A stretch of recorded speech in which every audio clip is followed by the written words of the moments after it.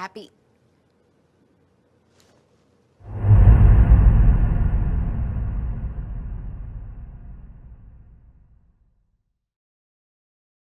Nicki Minaj has a lot of people living in her head. I would know since I am one of them. Yes, you may not know this, but I am one of the lesser known alter egos by Nicki Minaj. I am Nicki Minaj, and I'm just here, chilling, just here to spill the tea on what the is really happening here in this video with Nicki Minaj's alter egos explained. Shout out to the Nicki Minaj wiki for compiling a lot of the info to a very organized list. Thank you guys. Having an alter ego is actually surprisingly very common amongst musicians, rappers, and singers alike, especially the 2010s pop girls. Beyonce with Sasha Fierce, Miley Cyrus as Hannah Montana, Lady Gaga, Katy Perry, Taylor Swift, every 2010 main pop girl had an alter ego at one point. But having an alter ego isn't a new concept. This is something that has been done for centuries now. One of the earliest examples of having an alter ego in music was with 19th century composer Robert Schumann, who was well aware that his personality had maniac tendencies. In Schumann's early 20s, he created two characters for his inner dialogue. Florissant was impassioned, rebellious, fiery, and wildly energetic, and Eusebius was orderly, quiet, reflective, and introspective. Very familiar. Schumann often wrote about how these two characters inspired different moments in his music. In 1950, Hank Williams began recording as Luke the Drifter, a moral character who sang about the gospel and good deeds. This allowed Hank Williams to go about his business singing songs about drinking, cheating, and chasing women. David Bowie is known for many outlandish alter egos in his early career, but Tin White Duke, his 1976 character associated with Station to Station, was surprising for what it wasn't. Tin White Duke's style was much more subdued with a classic tailored white shirt and waistcoat. Lady Saw is the most famous woman in dancehall reggae. Her sexually charged, energetic songs are matched by risque performances. But every now and then, she'll perform a ballad or gospel tune and announce beforehand that she's performing the song as Marion Hall, which is her real name. In rap, the most famous example of an alter ego I think other than Nicki is Eminem's Slim Shady. Slim Shady is described as the evil and mischievous side of Eminem. Eminem claims that Slim Shady exists to say the things that Eminem can't. Again, aren't you getting deja vu? What I think a lot of people forget is that Nicki Minaj is a theater kid, and she has incorporated that background of hers to give her music an edge. Being theatrical and animated is just natural to her. Doing different voices, embodying characters, that's something that theater really cultivated inside of Nicki. And I think that was how Nicki started with her alter egos. And her alter egos were a huge selling factor for her at the start and the reason why she became so successful. I think one of the reasons why Nicki's alter egos work so well is because they're very distinctive. They're full-fledged characters with backstories and mannerisms, and even the way Nicki raps. You can distinctly identify who's who in a lot of Nicki's raps and verses. And that's something that a lot of rappers who do use alter egos lack. Being able to actually identify between your alter egos. Over the years, Nicki Minaj has created a lot of alter egos. Of course, we have the main characters, but there were also a lot of one-time characters that Nicki created as well. And I'm going to be going through all of the main alter egos of Nicki Minaj, as well as some of the more interesting ones that she has. Okay, let's move on. It's Barbie, bitches. Barbie is, I think, Nicki's most utilized alter ego. It's her longest running alter ego besides Nicki Minaj herself. I mean, Barbie itself is a big part of Nicki's aesthetic, the whole pink aesthetic, that's her style. She's the Harajuku Barbie. Nicki the Harajuku Barbie has the characteristics and features of a fun, whimsical, quirky, coy, girly girl fashionista that loves everything pink. She's very known for speaking very softly and she acts more naively than any of her other alter egos. But there are instances, especially in the beginning of her existence, wherein she was much more confident and cocky. She can be seen in the Pink Friday cover. She's usually seen either wearing a pink wig or a blonde wig. Nicki also has a chain for Barbie, which she wears a lot, and her style is instantly recognizable. I mean, it's in her name, the Harajuku Barbie. The Harajuku Barbie is often interpreted as the fashion behind Nicki Minaj's style. Here's a video of Nicki Minaj in the Beam Me Up Scotty era explaining Harajuku Barbie. So, all girls, like, sometimes girls will call themselves something Barbie, like Black Barbie or da-da-da Barbie. And I don't know, one day I just woke up and put the two words together because I love the Harajuku culture, because the way they dress is the way I am on the inside. Like, free-spirited, girls just want to have fun, kick ass, like, pop, rock and roll, whatever the fuck you want to do, hip-hop. That's how I feel. And that's what my music is going to feel like when I do my album. And so I wanted to merge Harajuku with Barbie because all girls are Barbies. We all want to play dress up. We all want to put on lipstick and be cute and sexy. But we're, we're icons, we're moguls, we're all those things. So Harajuku Barbie, they just fit my personality, and it happens to fit a lot of other girls' personalities because now everybody's a Barbie. So shout out to all my Barbies. So as you can see, she really started honing the Barbie alter ego in Beam Me Up Scotty and fully fledged her out in Pink Friday. The harajuku Barbie style was adopted by many female fans of Nicki in her early days, which led to them calling themselves harajuku Barbies, eventually over time shortening to simply be Barbs. And so Nicki's coinage of the fashion term eventually led to the common name for the female members of Team Minaj, which then became the name of the entire fan base. I thought that was a cute fact. To identify if the harajuku Barbie is the one rapping, we must first look out for her features. As said earlier, she is soft-spoken, naive, and high-pitched, you know, move your hips, okay? Tell them to go and tell them to stay. Hey, I know I just triggered a lot of y'all's PTSD right now. I'm sorry. Nicki also sometimes sings, "It's Barbie, bitch," and that can be an indicator for Barbie being in the song. Nicki has also named 6 songs with Barbie in the title: Barbie Tings, Barbie Dreams, Bust Down Barbiana, Barbie Drip, Barbie Go in Bed, and Black Barbies. But Barbie wasn't the main alter ego in those songs. Some very notable appearances of Barbie is in Monster, Bedrock, Bottoms Up, Your Love, Vava Voom, Moment for Life, Good Form, Poke It Out, and my favorite appearance of Barbie, 5-star remix. I just had an epiphany, I need to go to Tiffany. Fendi on my slippers and my cookies always slippery. Did I stutter? Harajuku hyphen. Barbie, I'm hot, I think it's time to put the money red flag, no more auditions. Ask little Wayne, who the fuck? What's your name? Roman Zolanski. I think even though Barbie is probably her most popular alter ego, Roman is Nicki Minaj's most iconic alter ego. Nicki Minaj described who Roman is in her documentary My Time Now. Roman is a crazy boy who lives in me. He says the things that I don't want to say. He was born, just a few months ago. I think he was born out of rage. He was conceived in rage, so he bashes everyone. He threatens to beat people, and he's violent. It must be nice to have like an ignorant loudmouth who you can just sort of blame every...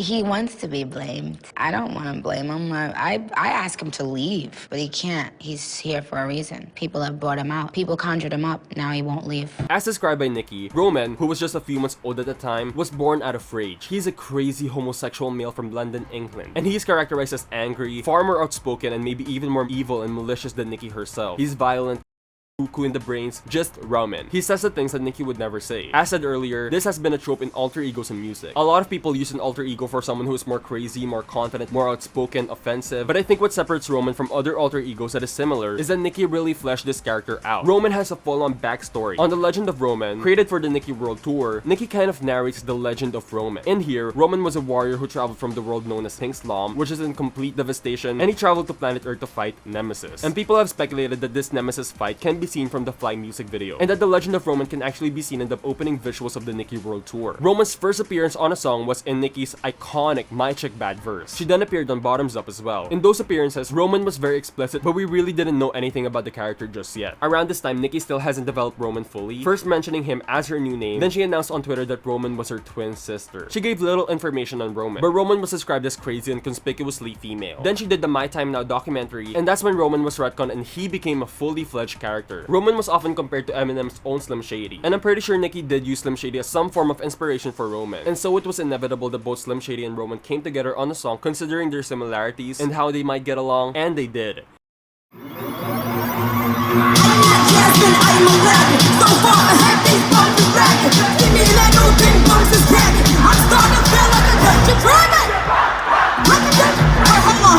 Roman's Revenge is a grand introduction for Roman. And what better introduction for a very angry, out there, loud alter ego than to share it with an established, very angry, out there, loud alter ego. Martha Zolanski, Roman's mother, first appeared on Roman's Revenge, and I'm gonna get to her character later on. In the opening sequence of the Moment for Life music video, Martha tells Nicki that Roman has been sent away to a Russian boarding school with Slim Shady, as punishment for causing chaos and wreaking havoc across the industry, which is a reference to what they did to Roman's Revenge. Around November 2011, in a cryptic message posted on Nicki's blog, which sadly isn't around anymore, Nicki thanked the Barbs and teased what's to come. She said in the post, Roman will be in rare form this time. You know why? Because he no longer gives a fuck. He has 2 more weeks in boarding school. We're going to pick him up now. When he lands, he will address the nation in the form of music. He will announce the date. And in December 2, 2011, Roman was seen in Moscow through the song Roman in Moscow. Here, we see Roman presumably breaking free from said boarding school and just spazzing and causing chaos. This is supported by the unreleased music video which Nicki gave a synopsis of. Well, he was there in Moscow secretly because Martha wanted him to go there, so they put him in this thing with monks and nuns. They were trying to rehabilitate him, but I can't tell exactly what happened, you'll just see it in the video format. But let's just say he got out of there. After causing all of that chaos, Martha has had enough and she tried to get Roman exorcised at the 2012 Grammys. It is still unclear whether Roman really was possessed or if it was the real him all along. Neither do we know if the exorcism was successful or not. At the end of the performance, Roman was raised into the air by the priest and he asks for forgiveness from Martha. Then he lies there presumably dying. This is also one of the last times we see Roman and this is the end of his story. So this can be symbolized as the death of Roman, which is confirmed by Nicki through an interview she did wherein she said that she got tired of Roman so he died. And this can be seen through the fact that she was absent from the Pinkprint and mostly all of Nicki's work after Roman Reloaded. Nicki has 4 songs with Roman on the title: Roman's Revenge, Roman's Holiday, Roman Reloaded, and Roman in Moscow. Roman is also the main focus of Nicki's second album, Pink Friday, Roman Reloaded. Roman can be identified with this very distinct tone that Nicki uses for Roman. I described it as a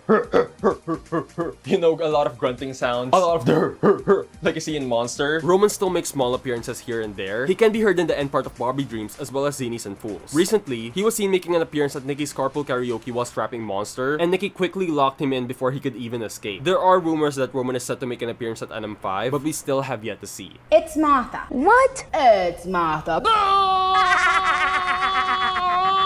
Martha Zolanski is the mother of Roman Zolanski. Martha is a British nun and she can be described as a very uptight, classy, demanding mother who always seems to look after Roman, so he won't get into trouble because of his violent acts. And I mean, if you have a son like Roman, I'm pretty sure he would start acting like Martha. But when Roman is away, where he's both safe and secure, Martha can relax a bit, you know, and get out her crazy side and just be free. There's a fun person inside Martha. She first makes her appearance at the end of Roman's Revenge, wherein Martha tells Roman and Slim Shady to wash their mouths with soap and for them to go to bed. Martha then makes her first visual appearance at Moment for Life, wherein she was a fairy godmother to Nicki, who was about to marry sister Drake. Martha can also be heard singing the chorus of Roman Holiday saying,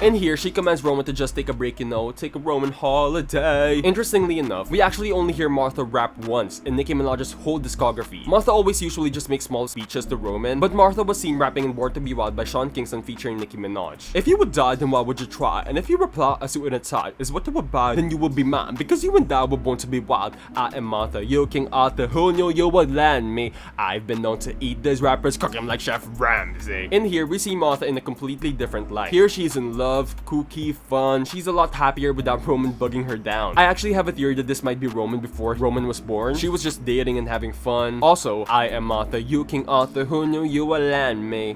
What if King Arthur was Roman's dad? We might also have seen Martha outside of Nicki and what she would presumably look like in real life in the prelude before Nicki's 2012 Grammy performance, wherein she called the priest to exorcise Roman. As Martha is intrinsically tied to Roman as a character, we probably will not see her again unless Nicki brings Roman back. So it is unlikely that we will ever see her again. What's up, y'all? It's Onika, Tanya, Maraj, and I think a lot of people forget that Nicki Minaj's true self isn't even Nicki Minaj, because Nicki is a character in and of itself. The true Nicki is Onika Tanya Maraj. Onika Tanya Maraj, for those of you who don't know, is Nicki's real name. Onika is not really an alter ego per se, more than she is the normal Nicki. And we usually see her when she shows her true self and when she shows vulnerability in her songs. Onika Tanya Maraj is the main person we see rapping in the Pinkprint, and she shines in songs like All Things Go, I Lie, The Crying Game, Bed of Flies, and of course, Grand Piano. I think the best song that really showcases Onika, with a hint of pop sensibility still, is Pills and Potions. Pills and Potions was one of the first times we really saw Onika in Nicki's music videos. Onika usually dresses with very minimal makeup and a very simple wardrobe, which kind of represents how she is shedding the Nicki image and letting people see more of her underneath all the crazy outfits and crazy wigs and crazy makeup. Onika really is the rawest form of Nicki. She has been seen throughout Nicki's whole discography, from her mixtape days to Queen. Recently, we heard Onika sing in Nicki's collab with Elton John and Young Thug on I Will Always Love You. Onika is someone that we will see in Nicki's future music, and I think she's the most constant person that we will see throughout her discography, because these other alter egos, they're gonna come and go, but the one thing that will remain is Onika Tanya Maraj. Because I'm the bad guy, and I wanted to make sure bitches knew that the bad guy was here.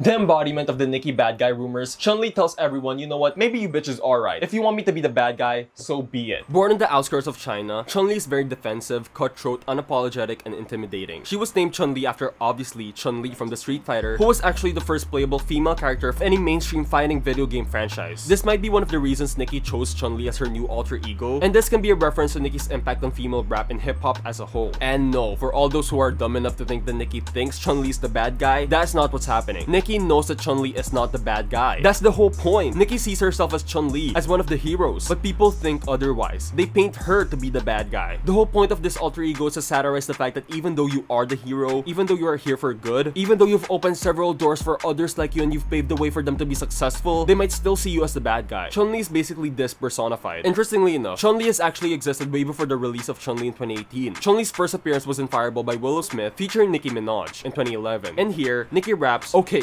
I'm the street fighter, call me Chun-Li, and it's going down like a bum knee, but built a guest house to put the coop in, cause I'm a fireball Hadouken." Nicki Minaj then revitalizes this alter ego in the release of both Chun-Li and Barbie Things in 2018. Chun-Li is an integral part of the Queen album, appearing in several tracks on the album including of course Chun-Li, Chun-Sui, and Coco Chanel. She was also seen in The Light Is Coming by Ariana Grande featuring Nicki Minaj. Chun-Li can usually be seen wearing very Chinese and Asian inspired outfits, which references her roots from China. Her fashion style is very sexy and very erotic. Usually it's very edgy and with a lot of cutouts, which signifies her very cutthroat personality and the anger that she has inside from all the negativity that people are saying about her. What differs Chun-Li from Roman is I think the female aspect of Chun-Li. The femininity of Chun-Li is very much tied in her character, and I think this is important to note because sadly, a lot of the hate that Nicki receives, not only from the Nicki hate train, but also her career as a whole, is because of her being a woman. The tone of Roman as well from Chun-Li is very different. Whilst Roman is very angry and very loud in his raps, Chun-Li is much more cutthroat and straight to the point. While Roman is very offensive in his stance, Chun-Li is more on the defensive. I think we will not be seeing Chun-Li in Nicki's future work anymore as she was a very reactionary alter ego for the Nicki hate train, and I think Chun-Li will sadly remain a time capsule in Nicki's career stuck in 2018. It's the Queen Sleeze.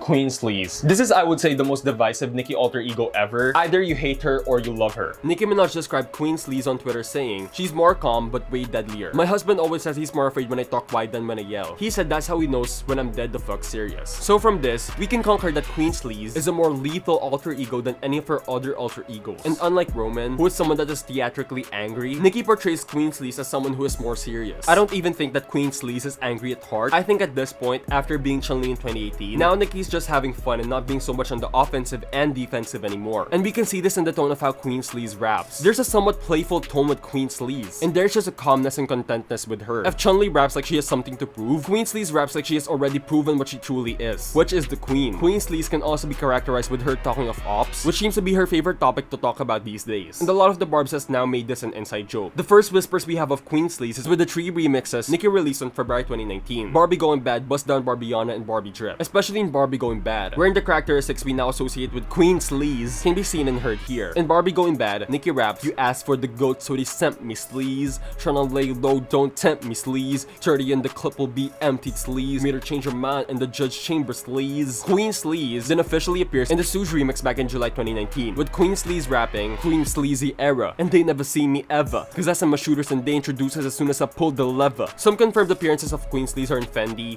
Yikes, and Whole Lotta Choppa remix. She is also speculated to be in most Nicki releases from 2020 to 2022. She was recently seen in Do We Have a Problem, Bussin, Blick, and We Go Up. And it seems like Queen Sleaze will be a big part of NM5 as well, much to the chagrin of some Barbs. Queen Sleaze is inspired by Nicki's hood upbringing, and possibly inspired by her husband as well. Queen Sleaze's most prominent feature physically is her red hair, which was a big part of Nicki's mini Yikes era. We have to note that the introduction of Queen Sleaze back in 2018 was very intentional, as Nicki was set to release her 5th album back in 2020. But of course, obviously because of the Panini and Nicki being pregnant with Papa Bear, it was pushed back and back until today, which NM5 will hopefully be released by this year. Anyways, we would have seen Queen Sleaze more prominently if those things didn't happen and push back the album. It's also interesting to know the divisiveness of Queen Sleaze amongst the Barbs. Queen Sleaze is someone that really divides the fan base, and I think this can be blamed with Nicki's versatility. You're gonna have some people who only like a specific part of you and not this other part, and a lot of the people that I see that doesn't like Queen Sleaze are usually pop Nicki fans. And it's kind of baffling to me how so many Barbs don't like Queen Sleaze when Queen Sleaze is probably the most closest to Nicki's authentic self. Queen Sleaze is the closest to mixtape Nicki, who I will talk about in a second as well. And when you come to think about it, all these other alter egos that I have previously mentioned besides Onika herself are characters with backstories and distinct distinctions between them. But Queen Sleaze doesn't have a story. She's just there. And that's because Nicki didn't need to create a character for Queen Sleeze because Queen Sleeze isn't really a character or an alter ego. She's a title more than anything. I asked the barbs on Twitter why some of them didn't like Queen Sleeze, and one barb said, "I personally think it's because they don't see real rap as a viable path for chart success. Queen Sleeze is too black, not mainstream enough. They say it in so many ways without saying it." And I agree 100%. Some of you barbs need to grapple with the fact that Nicki Minaj is not a pop star at heart. She is a rapper. Anyways, whatever some of these barbs say doesn't matter because Queen Sleeze is here to stay, and there's nothing you can do about that. Up on my space or something, Nicki Minaj, Nickiminaj.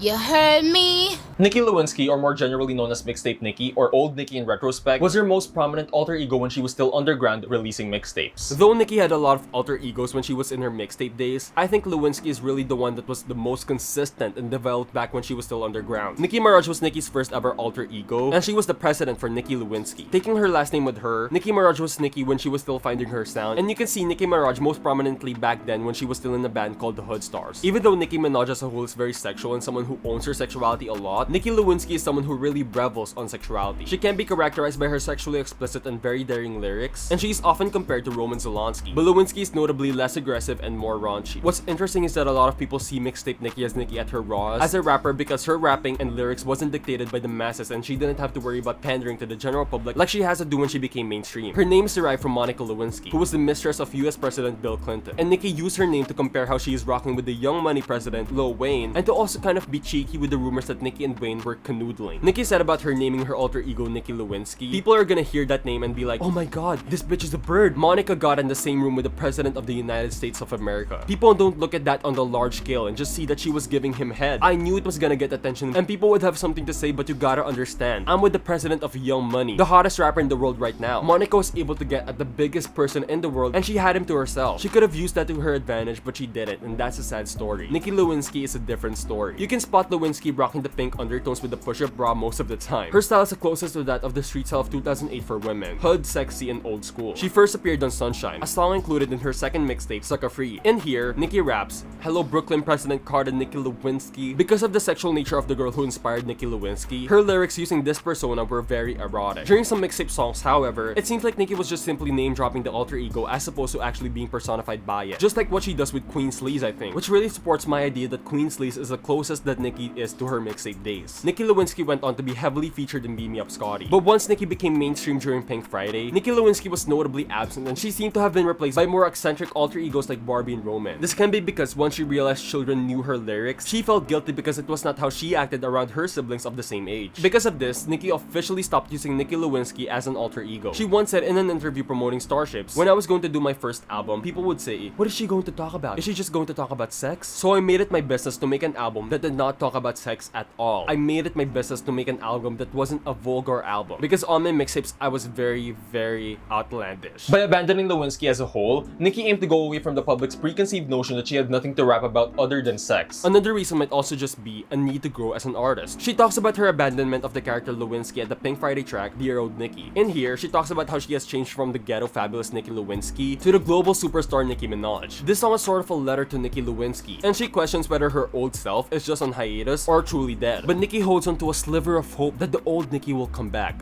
And though Nicki later on did become more sexual in her songs, Nicki Lewinsky never truly came back. Red Ruby. The sleeze. And now we have the newest and latest addition to Nicki's alter ego, Red Ruby the Sleeze. Red Ruby the Sleeze first appeared in her self-titled debut and second single of Pink Friday 2, Red Ruby the Sleeze. A mixture of both Roman Zolanski and Chun-li, even mentioning her on the Red Ruby the song itself. These wanna be Chun-li's anyway, ni hao. Red Ruby can be seen mostly in red and Asian-inspired outfits. What separates her from Queen Sleeze, who is more street-inspired, or Roman, who is absolutely crazy, Red Ruby is a bit more witty, calculating, and a bit more cutthroat in their approach. She has made multiple appearances in Pink Friday 2, specifically FTCU, her self-titled song, Forward from Trini, and also out of Pink Friday 2, like Bigfoot, Endless Fashion, Alone, and Princess Diana. I think the fact that Red Ruby is a clear amalgamation of both Chun-li and Roman, and I would say all of her alter egos too, it kind of removes a lot of the identity of Red Ruby as an individual alter ego. I think sadly she is her weakest alter ego to date in terms of recognizability and distinguishability. However, that doesn't mean her raps are weak, because I think Red Ruby the song specifically is one of Nicki's best and she was able to push the bar for female rap to a new height. Still ain't top Red Ruby, trying to steal my souls doesn't get up on my cookbook. I think the fact that there are multiple alter egos by Nicki already with a distinct personality, cadence, look, it's hard to come up with new ways to reinvent that, and I think that was the case for Red Ruby. Nonetheless, Red Ruby is still the tea and I still love her. Besides the main alter egos that she has, Nicki Minaj also has a lot of more minor alter egos in which she may have used only once or a few times, but nonetheless it's still worth mentioning. I'm from the Philippines, badder than Billie Jean. Guess that is why I get more head than the guillotine. Cookie was the first alter ego Onika created as a way to cope and escape the troubles of her home life as a child. She said in an interview, "To get away from all their fighting, I would imagine being a new person. Cookie was my first identity. That stayed with me for a while." Cookie was also featured in Nicki Minaj's first written rap ever back when she was still around 11. Do you remember the first lyrics that you wrote? Yes, I've said this before. It was such a little stupid little rap. Goes, cookies the name, chocolate chip is the flavor. Suck up my styles like a cherry lifesaver. I was like 11 and I wanted to show the girl next door because she was like a good rapper and she thought she was so much better than me. So when she left, I went home and I wrote this little rap so I can like show her. And then I rang her bell and I started saying my rap and she just stood there like. If you come to think about it, Cookie is the catalyst for all of Nicki's alter egos in her career really, so let's appreciate Cookie. We love you, Cookie. Poindexter, or Dexter for short, only appeared in the SNL skit song The Creep. She's characterized as very geeky, creepy, and sort of a pervert. Her favorite pastime is going inside the locker room of boys and watching them undress. Her name and identity was confirmed by Nicki through the tweet wherein she replied to a person asking what's a creep character name, and she answered with, her name is Dexter, Point Dexter. You can identify Dexter with her signature glasses and suit and tie clothing. Sadly, we have never seen Dexter after the Creep song, and it's still rumored that Dexter is still hiding behind locker rooms spying at men till this day. Nicole is an alter ego of Nicki Minaj and she appeared during Nicki's interview at Elle with herself. Nicole works for Elle and she can be characterized as your typical sweet belly LA type of girl. We never see from her again. Norman, or Blanket Man, is another alter ego of Nicki Minaj who frequently made appearances on Ustream. Norman used to Ustream for fans to let them know what was going on with Nicki Minaj and the other alter egos. Norman can be identified with his signature scarf and sunglasses. Not much is known about Norman, as he is very mysterious and we barely get anything about him and his personality. Rosa is an alter ego of Nicki Minaj and she was created during an interview on Lopez Tonight around December 2010. Because of the Mexican origins of the host, George Lopez, Nicki has decided to create a Spanish alter ego. Your producers did speak to me and I invented a new character for George. Her name is Rosa. Rosa! Rosa! But you have to say it like, you have to really roll it long. Pause. You have to say Nicki had an interview with SB.TV's interviewer, Aaron. In the interview, Aaron asks Nicki if she could answer some questions with some of her alter egos. One of the alter egos that Aaron selected was Rosa. Oh, ay, Dios mío, yo no sé. The best rapper? Oh my God, let me think, papi. Ay, yo no sé. Pitbull. It can be noticed the distressed personality of Rosa and that she can speak some Spanish. Tyrone is an alter ego of Nicki Minaj, and he was announced for the very first time by Norman in a Ustream on May 7, 2011. He is a crackhead from Harlem and he appears in a few songs of Nicki when his voice turns into a voice of someone that is drunk or high. Norman revealed that Tyrone was the one rapping Till the World Ends, the Femme Fatale remix. Nicki Teresa, also known as The Healer, is an alter ego that Nicki Minaj created on November 18, 2010. Nicki Teresa wore a colorful scarf around her head and she went around as a healer to her fans as she visited them at the Garden of Dreams Foundation at Fuse Studios in New York City. She named her after Mother Teresa. The Garden of Dreams is a 501c3 non-profit charity whose objective is to make dreams come true for kids facing obstacles. And I'm sure there are more of my brothers and sisters living here at Nicki's head, but my spotlight is dimming a bit and Roman is trying to get out again, so we have to cut it here short. Nicki Minaj's alter egos aren't only there to be flashy and to be the spotlight, they're also there for a reason. Each era in Nicki Minaj's discography has had a main alter ego present that perfectly complements the album or project it's serving. Nicki Lewinsky or Mixtape Nicki for her mixtapes, Barbie for Pink Friday, Roman for Roman Reloaded, Onika for the Pinkprint, Chun-li for Queen, and Queen Sleeze for the Future NM5. These alter egos serve a purpose. They're here to reflect and accentuate what Nicki is trying to convey in her raps. And she's been able to do it consistently and with such wit and cleverness to each alter ego. And that's honestly why I really love Nicki Minaj's alter egos and why I think her alter egos surpass a lot of music's alter egos. And that's just it. Thank you so much guys for watching, and everyone here at Nicki Minaj's head wants to say to everyone watching, goodbye. Maraj.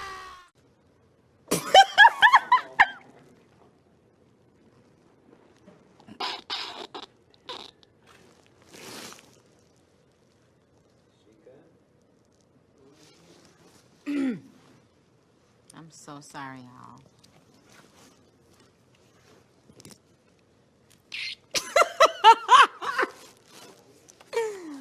Oh, this is insane. insanely embarrassing.